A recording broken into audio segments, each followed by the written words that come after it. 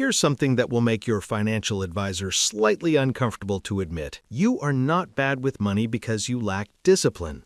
You are not bad with money because you don't earn enough. You are bad with money, if that's even the right word, because the part of your brain that was built hundreds of thousands of years ago has absolutely no concept of a savings account, and it never will. Today we're going to look at what's actually happening inside your brain when you make financial decisions, because once you understand the architecture of the problem, a lot of the guilt you've been carrying starts to look very different. Let's start with a simple question. What was money for, evolutionarily speaking? The answer is nothing. Money didn't exist. For the vast majority of human history, the brain was solving a completely different problem.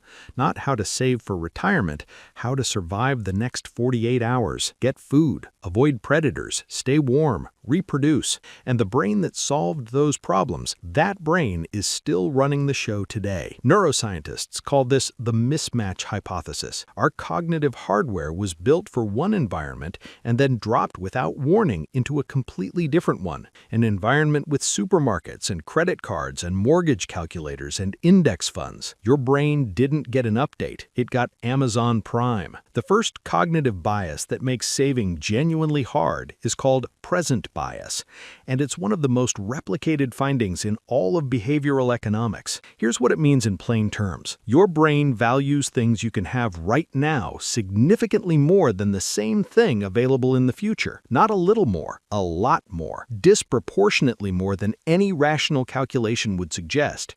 Researchers at Princeton gave participants a choice, $10 today or $11 tomorrow. Most people chose the 10 today, even though waiting 24 hours for a 10% return is objectively extraordinary. You would never get that from a savings account. But here's what makes it stranger. The same participants, when asked whether they'd prefer $11 in 31 days or $10 in 30 days, almost universally said 31 days. The math is identical. The only difference is the present isn't involved, and suddenly the brain becomes perfectly rational. The moment now enters the equation, something changes. The emotional system takes over from the analytical one, and your savings plan doesn't stand a chance. The second thing working against you is dopamine, and this one is especially uncomfortable because it means the system is working exactly as designed. When you spend money, when you click Buy Now, when you hand over your card, when you picture owning the thing, your brain releases dopamine, the same reward chemical triggered by food, by sex, by winning.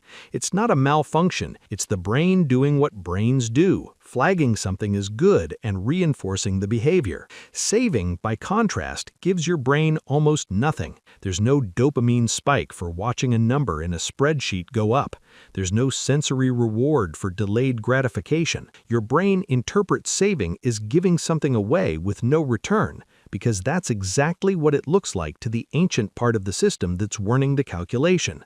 A study from Stanford found that when participants imagined spending money on experiences, the same neural regions activated as when they actually received the thing. The brain starts celebrating before the purchase is even made. That's how powerful the anticipation loop is, and your savings account simply cannot compete with that. So think about what this means for all the times you've told yourself you just need more willpower. All the times you've started a budget on a Monday and abandoned it by Thursday. All the times you've felt a specific low-grade shame about your bank balance that you couldn't quite explain. You weren't failing because something was wrong with you. You were failing because you were asking a brain optimized for short-term survival to voluntarily delay gratification for a future version of yourself it can barely conceptualize. Psychologists have a name for this too. They call it temporal self-continuity, your brain's ability to identify with your future self. And research consistently shows that most people experience their future self the way they experience a stranger, someone they feel mild goodwill toward, but not someone they'd make serious sacrifices for. You're not saving for you, you're saving for someone who feels like a different person entirely, and your brain treats it accordingly. But here's what's fascinating. Once you understand this, it changes what the actual problem is. The problem is not willpower. It was never willpower. The people who save consistently, the research is very clear on this, don't rely on willpower either. They rely on something much simpler. They make the default behavior the saving behavior. They remove the moment of choice entirely. Behavioral economists call this choice architecture, and the most powerful version of it is something called automatic enrollment. A 2001 study by Thaler and Benartzi found that when companies automatically enrolled employees in pension plans rather than asking them to opt in, participation rates jumped from 49% to over 86% in 3 years. Nobody became more disciplined. Nobody developed more willpower. The default just changed. Because when the brain doesn't have to choose, when the money moves before it can register that something is being given up, the ancient reward system never gets activated. There's no loss to mourn, no dopamine spike missed. The present bias can't kick in if there's no present moment of decision to corrupt. This reframe matters more than any budgeting tip you'll find online, because the entire personal finance industry is built on an incorrect model of human behavior. It assumes that if you give people enough information, they'll make rational decisions. Read this book, use this spreadsheet, track your spending for 30 days. But information was never the problem. You already know saving is good. You already know spending on things you don't need isn't.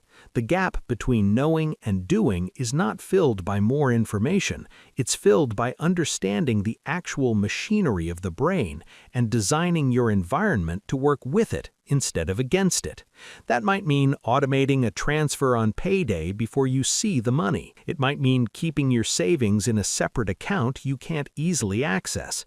It might mean making the spending choice slightly harder, adding friction to the things that activate your reward system impulsively. Small changes in the structure of choices produce enormous changes in behavior, not because the brain got smarter, but because you stopped expecting it to be something it was never designed to be. The next time you look at your bank balance and feel that familiar pang of disappointment, remember this: you are not lazy. You are not irresponsible. You are a modern human being with a prehistoric brain trying to navigate a financial system that nobody designed with your neurology in mind. The playing field was never level, but it's a lot easier to win a game once you understand the actual rules. If this hit close to home, subscribe.